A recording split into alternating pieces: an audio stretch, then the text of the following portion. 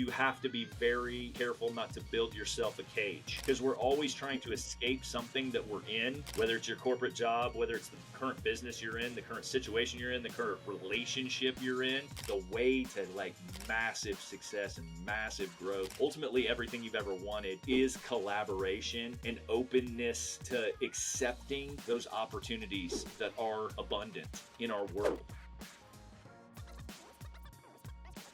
So yeah, I keep hearing about these, and I've never myself looked into them too much. But so the benefit of that is like you can draw that money back out. With how does that? I mean, or that's just something. Because I keep hearing people saying like this is a quick way to wealth, but I haven't ever quite wrapped my head around how you get to that wealth. Once you start putting that money in there. It's not the quick way to wealth. I would argue Okay. that it is the most indestructible asset class you could put it in, though, for sure. So think of it Okay. as like a truly juiced up high yield savings account. So Okay. like we put almost all of our cash into these on a monthly basis at this point, and then it turns around and it's available almost 100% is available immediately. You're earning 6% on it, but the real power comes from the fact that you can access it and then use it to go buy assets and then repay it on your terms, and you're still making a positive delta in the situation. So like Okay. so I'm earning 6% on the money. It's two separate pots. So this is where people get it twisted. If you have, let's just say, $100,000 in there, that $100,000 never leaves. It earns 6% forever, doesn't ever move. I go borrow against it. I go take $50,000 and I buy a rental property, right? $50,000 comes out as a loan. The $100,000 is still earning 6%. The $50,000 has been taken out as a loan, but the payback rate on that loan is only 5%. So my whole money, even the money I drew out, is earning 1% positive while I've got it drawn out. And then there's no payback terms, no timing, no late fees. Nobody's coming to collect your shit. So like you can, if you're a flipper, if you burr properties, which we do a lot of, we go in, we rehab them, we refinance them, and we pull the cash back out of it. Then I can put it back in my life insurance policy at that point in time. But no one's coming knocking at my door for the 4 months that it takes to do the rehab and to get the money back. Like there's just no payments due on it. It's accruing interest at 5%, but I'm making 6%. So it's a it seems complicated. It's not as complicated once you get into it and start using the bank. Um, we've got a pretty sophisticated system set up for our family at this point. Like we use it so that we do all large business expenses like property taxes. We've got a huge bank of property taxes. So think about that. You earn a couple $100,000 of 6% annually. When January rolls around, my property taxes are due. I pull a loan from that, I pay it back, and then the businesses escrow into my life insurance every month like they're paying the bank originally. So instead of the mortgage company holding $250,000 of my money for 12 months a year, I'm holding $250,000 of my money, and it's making 6%, and we're putting more money in there every year and growing the bank. Your question was how do you access it? Early on, what you're using it for is to buy assets and then use the proceeds to the assets to cycle it back. So let's say you take $100,000 and you buy a $500,000 asset, commercial building, apartment complex, whatever. Slow and steady, you use the proceeds from that asset to pay back your 100,000, right? Let's say it takes you 4 or 5 years on the first one. 4 or 5 years later, you're paying back your 100,000 that's in there. You've paid more premiums on top of that, so there's more of a bank. Let's say there's another 100,000 available, but your apartment paid for it back. And now you've got the asset. You don't owe any debt on that asset besides what you took from the bank, so you have no $100,000 note on it anymore. Now you've got $200,000 available, and you've got your apartment complex for 500, right? Then So we're not talking about appreciation, no tax deductibility, anything else. Don't confuse it. So then you take your 200 that's available and you go out and you buy $1 million asset or an $800,000 asset. So now you've bought an $800,000 apartment complex with the 200. You've not used any of your own cash out of pocket. The 800 pays it back. You're 8 or 10 years into this program and you've got a $500,000 apartment complex, an $800,000 apartment complex, and now you've got $300,000 available in your life insurance policy, and you're 12 years down the road or whatever. Yeah. Yeah, that's okay. Now I'm seeing, I kept hearing about it, but no one's ever broken it down for me like that to where I really understand it. And I hope people are listening to it. I hope someone's listening to this right now and like, oh, okay, like that's really smart. That you're not ever at some point you're not using your own money anymore to start Correct. investing in these new opportunities. Correct. And Yeah. the other thing, there's a couple other things that we haven't even talked about. That I call the high early cash value like a 401k for entrepreneurs too, because if you start it now and you save it now, you'll have millions of dollars of cash available when you're 60, 70, when you want to like start winding it down, if you will. I don't think I'll ever retire, but like you can flip these things on their head to where they're earning like three, four, five, $700,000 of interest a year because of the compounding that you've done. So let's say the thing's earning $500,000 a year of interest, right?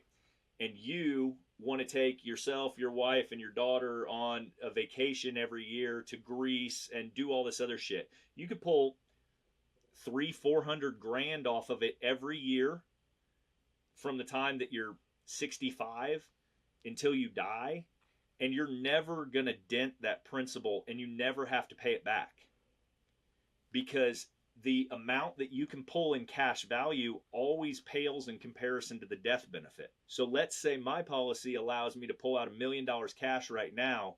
My wife probably would get, I don't know, whatever, $10 million from that policy if I died. So even if I pull out $1 million tomorrow and I go use it and it's obligated to something that we've got leveraged and I die the next day, they're just going to pay that loan back with whatever interest term that's been however long it's been deployed. They're going to take the 5% interest and then they're going to give my wife the other 9 million bucks. So like that's one thing that people don't account for all the time because they're like, well, you're losing that 8% in the first year. Now you do lose that for a couple years until you make it back with interest because like you're only getting 92 cents on the dollar from day one. And that's administrative fees and commissions and shit like that go through it. But you're going to break even in a couple years, and then from there it's exponential growth. And so the cash value that you're pulling out, you're never putting your family at risk either, because the death benefit's sitting on the back end that's like 8 or 10x of what you could be accessing from a cash value perspective as well. So you can use it for lifestyle. So like if your thing is, if your policy at the point you're 65 is drawn, if it's making $500,000 of interest, you could spend every penny of that every single year, knowing that you're not touching the principal, you're only spending interest at that point, and you may live to 95 years old pulling 500 grand a year on that thing, and you'd never dent the death benefit ever. That's pretty awesome. I think that not enough people. Not, I mean, like I'm around a lot of business people. I'm around other people, and I don't.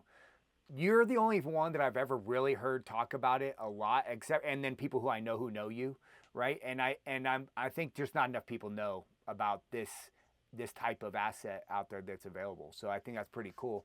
So people jump into your the Tactical Empire, which is your coaching program. Yep. And that's one of the things I'm assuming that's one of the things you educate them on. Yep. What else? What are some other things that you help people to figure out in your program? Well, I mean, ultimately, it's just staying on track with making sure that you're making progress and being surrounded by guys that are just fucking action takers. Like we've built a framework that's supported by like the 7 levels of financial freedom, which is part of what we're talking about here. Like that's where I say from 2 to 7 years, you could be financially free, depending on where you start, how much money you have right now, and then what kind of income you have access to right now. It may take you a while to build up. That's why we say 7 years, because like we've got guys in the group that are 22 years old that are just starting out, and they're going to be monsters. But like, because they're seeking out this information at such a young age, holy shit, man! Like, Oh man. I would give I anything. wish I knew at 22 years old, some of the things I know now, Sure, sure. And but ultimately, it's like let's lay out a tactical plan for the way that we're going to get to where we're going to get to, and then let's follow through on it with accountability, and then figure out what we need to do to grow ourselves into the person that is, like, I guess, capable of receiving those type of gifts, right? Like, if you just say I want $100 million tomorrow, you're probably not the man today that's capable of receiving that type of wealth and then stewarding it well. And so, like, incrementally, we've got to grow into that based on our habits, based on like how we show up on a regular basis, based on the impact we're trying to make in the universe.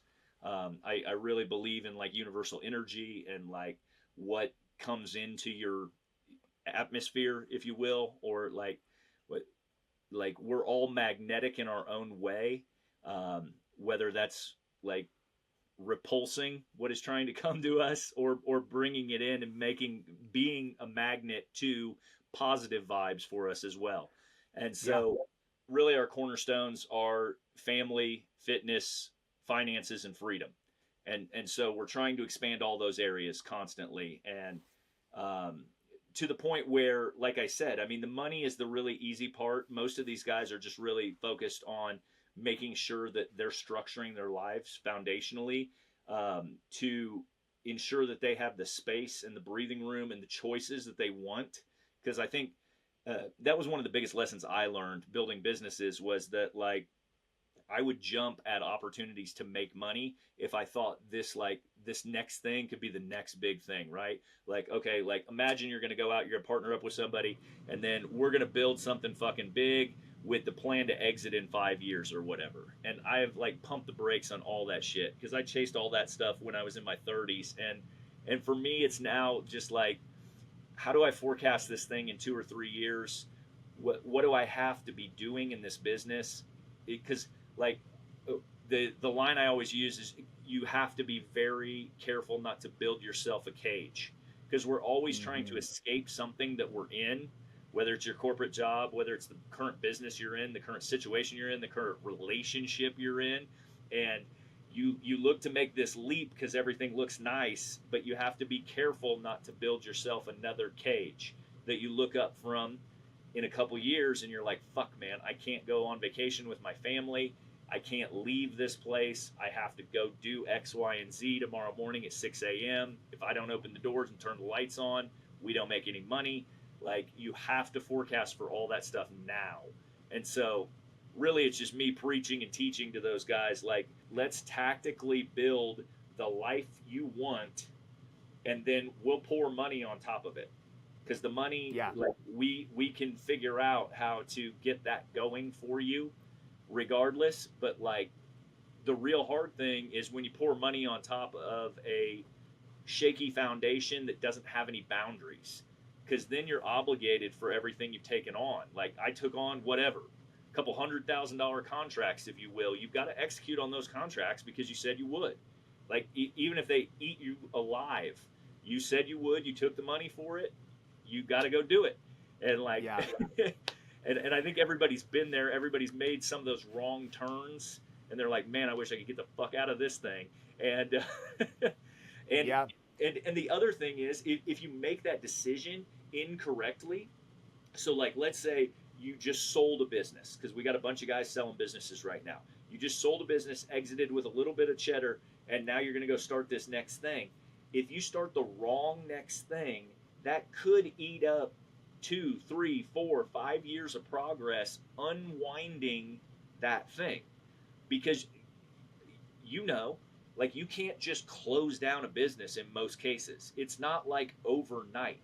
You've got to structurally ease out of it, as to like kind of soften the blows a little bit, or to transition correctly, or to try to get an acquisition. It's not an overnight thing. You're not like, you can't just say, whoops, I made a bad decision 6 months in and like throw it all away or say, I don't want to do this anymore.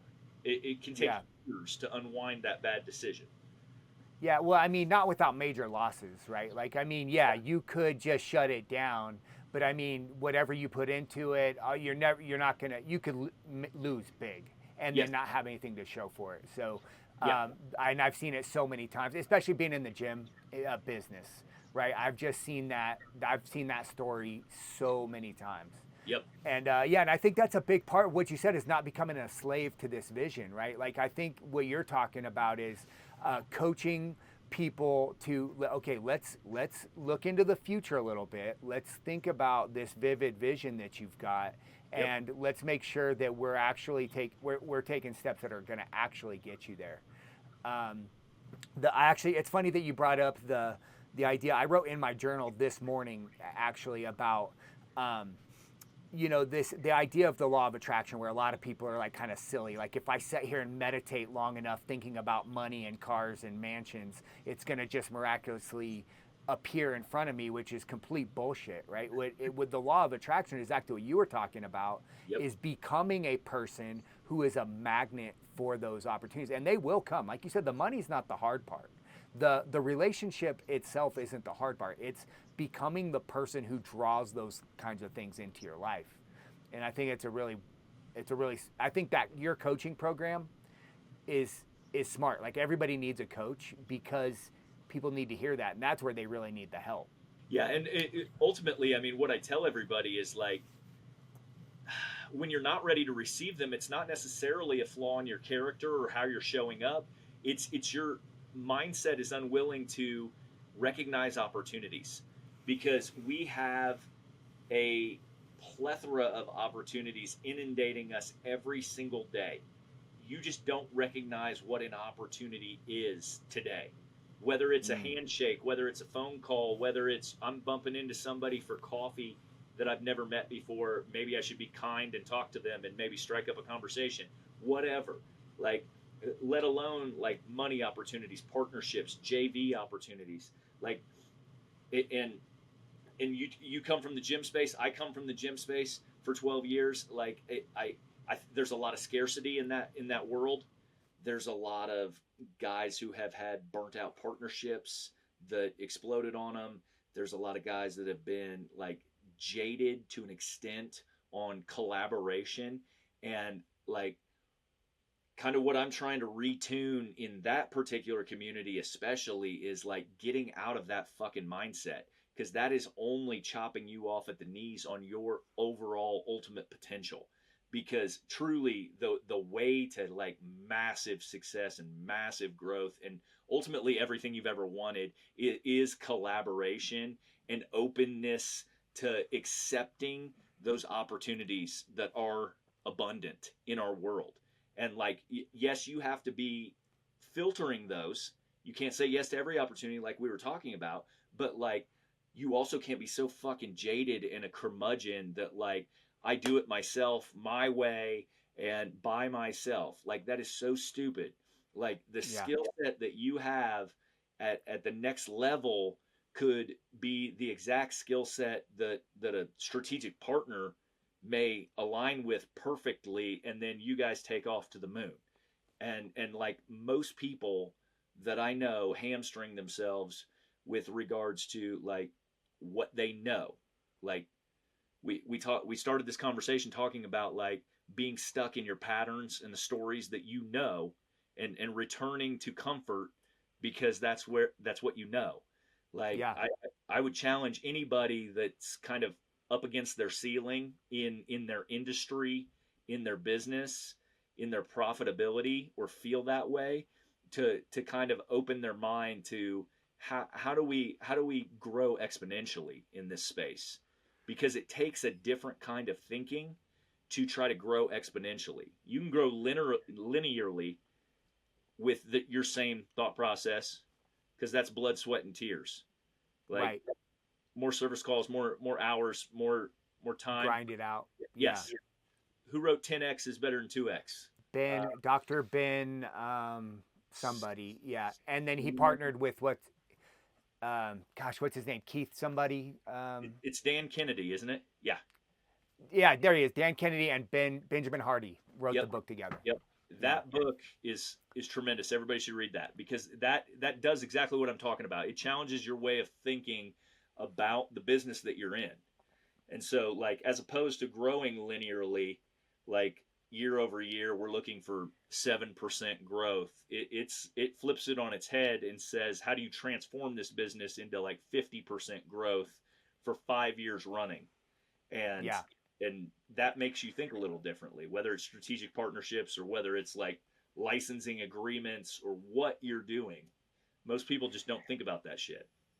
Yeah, and I think that that's such a poignant piece of the conversation because, like what you said, and like it doesn't make you think a little bit differently because the thinking a little bit differently is the 5% growth, the ten Yeah. percent growth per year. It makes you overhaul the whole motherfucker, Yeah. right? Like I'm going to have to blow this if I want to, 10x this. I am going to have to do things completely differently and maybe stop doing a lot of things that I'm doing right now. Yeah. So I think I do think that I devoured that book because it just like I was like, oh shit, like this is Yep. super smart.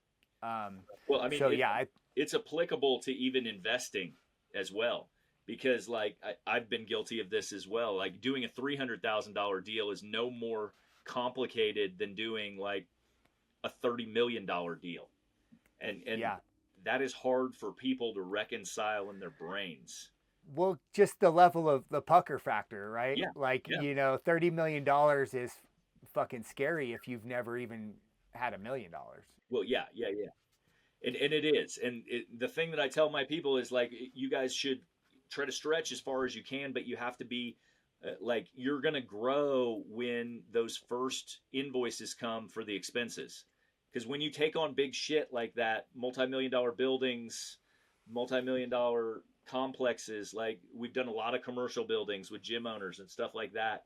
And like, that's the biggest thing that they have to grow into is like, they've never seen a $70,000 HVAC bill, like Yeah. until they take on a $2 million building, and then like that's the breaks, man. That comes with it, and Yep. but as soon as you get one or two of those, you're a different person, and now you can invite different things into your discussion. You can invite different stories, different opportunities into your sphere, and like it changes you.